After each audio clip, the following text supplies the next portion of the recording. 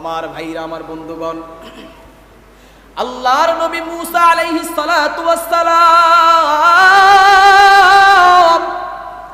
এইবার মানুষদেরকে ডাক দেয়া কয়, রে সাহাবায়ে কেরাম, এই আমার কওমের লোকেরা, এই আমার গোত্রের লোকেরা, তোমরা তো আল্লাহর দরবারে দোয়া করতেছো, সবাই মিলে আমার আল্লাহরে ডাকতেছো, আমিও তোমাদের জন্য দোয়া করতেছি, কিন্তু আল্লাহ তাআলা বলেছে আজকে আমি মুসার পয়গম্বরের দোয়া আমার আল্লাহ কবুল করবে না। আমার আল্লাহ তো আমার দোয়াটা ফিরাইয়া দিছে, আমার আল্লাহ কিন্তু আজকে কারো দোয়া কিন্তু কবুল করবে না। আমার ভাইরা, আমার বন্ধুগণ, এইভাবে যখন মুসা পয়গম্বর বলেছেন, ধমকের সুরে ডাক দেয়া কয়, এই কে আছো জেনাখোর, কে আছো এই মজমার মধ্যে জেনা করেছো, তাড়াতাড়ি এই মজমা থেকে চলে যাও, তোমার জন্য আমার আল্লাহ আজকে বৃষ্টি দেবে না। আমার ভাইরা, আমার বন্ধুগণ, আপনারাই বলেন, আপনার বিবেক দিয়ে বলেন, এখন যদি এখান থেকে কাউকে বলা হয় আপনি চলে যান, তার সম্মান থাকবে?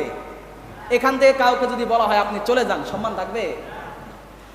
আল্লাহর নবী মুসা ডাক দিয়া কয়, এই আমার কওমের লোকেরা, তোমার জন্য দোয়া কবুল হবে না, জেনাখোরের জন্য আমার আল্লাহ দোয়া কবুল করবে না, তাড়াতাড়ি এই এলাকা থেকে চলে যাও, এখান থেকে মজমা থেকে চলে যাও। এইবার তো জেনাখোর মনে মনে ধরা পড়েছে, মনে মনে কিন্তু বুঝতে পারছে আমি তো জেনাখোর। যে গুনাহ করে তার মনের মধ্যে ধারণা আছে না ভাই, চোরের মন পুলিশ পুলিশ। এইবার এই জেনাখোর চিন্তা করতেছে, আমি যদি এই মজমা থেকে চলে যাই, আমি যদি এই এলাকা থেকে চলে যাই, আমি যদি এই দোয়া থেকে বের হয়ে যাই, সব মানুষ তো দেখবে আমি জেনাখোর, সব মানুষ দেখবে আমি বদ আমল করেনেওয়ালা, সব মানুষ দেখবে আমার গুনার কথা, সব মানুষ বুঝবে আমি যে বড় নাফরমান। এই কথা চিন্তা করে মাথাটা নিম্নগামী করে দিছে, মাথাটা নিচের দিকে তাকায় মা দিয়া, এখন যদি হাত তুলে তাও তো মানুষ দেখবে, এখন যদি কান্না করে তাও তো মানুষ বুঝবে এই তো জেনাখোর, ঠিক না? এখন যদি কান্না করে তাও বুঝবে এই লোকটাই তো জেনাখোর। এখন যদি হাত তুলে আল্লাহর দরবারে দোয়া করে মানুষ তাও বুঝবে এই লোকটা জেনাখোর, এই লোকটা বদ আমলওয়ালা।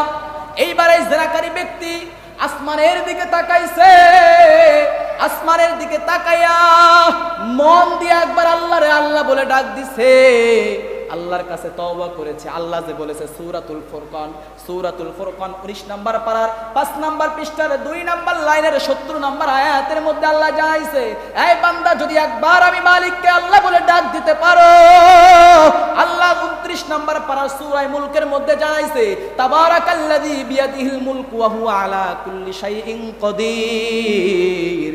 দুনিয়ার মানুষের রাজত্ব চলে না, আমি আল্লাহ যদি চাই গোটা দুনিয়ার মানুষের জিন্দেগি গুনাহ মাফ করে দিতে পারি, বলেন সুবহানাল্লাহ। মুসলমান ভাইরা রে আমার, এইবার যখন এই বান্দা আল্লাহরে আল্লাহ বলে ডাক দিছে, আমার আল্লাহ বলে, এই বান্দা রাত্রি গভীর হয়ে গেছে, বান্দা বিপদের মধ্যে পড়ছো, বান্দা নদীর মধ্যে বিপদের মধ্যে পড়ছো, বান্দা ঝড়ের কবলের মধ্যে পড়ছো, এই বান্দা যদি আমার আল্লাহরে আল্লাহ বলে ডাক দিতে পারো, আমি আল্লাহ বললাম, ইযা আসাবাতহুম মুসিবা ক্বালু ইন্না লিল্লাহি ওয়া ইন্না ইলাইহি রাজিউন। এই বান্দা যদি একবার সবর দিতে পারো, ধৈর্য ধারণ করতে পারো, আল্লাহ বিপদ দিয়েছে, আমার আল্লাহই বিপদ থেকে রক্ষা করবে। আমার আল্লাহ বলে ওই বান্দাটা আমার প্রিয় হয়ে যায়, বান্দার সমস্ত বিপদ আপদ আমি আল্লাহ দূর করে দেই। এ মুসলমান ইমানদার আল্লাহর গোলাম, এইবার আসেন, এই ব্যক্তি যখন আমার আল্লাহরে আল্লাহ বলে ডাক দিছে, আমার আল্লাহ সাথে সাথে ডাক দিয়া বলে, সাদাকাতা ইয়া আবুদি, এই বান্দা বুলাও কা, বান্দা ডাকো কা। আল্লাহ যখন এইভাবে সাড়া দিছে, এই বান্দা ডাক দিয়ে কয়, আল্লাহ আমি গুনাহ করেছি, আমি এই এলাকার ভিতরে এই মজমার মধ্যে সবচাইতে বড় গুনাহগার আমি আল্লাহ। ও আল্লাহ, আমার জিন্দেগির গুনাহগুলো মাফ করে দেন। মনে মনে আল্লাহর কাছে দোয়া করতেছে, মনের দোয়া আল্লাহ শুনে কি শুনে না?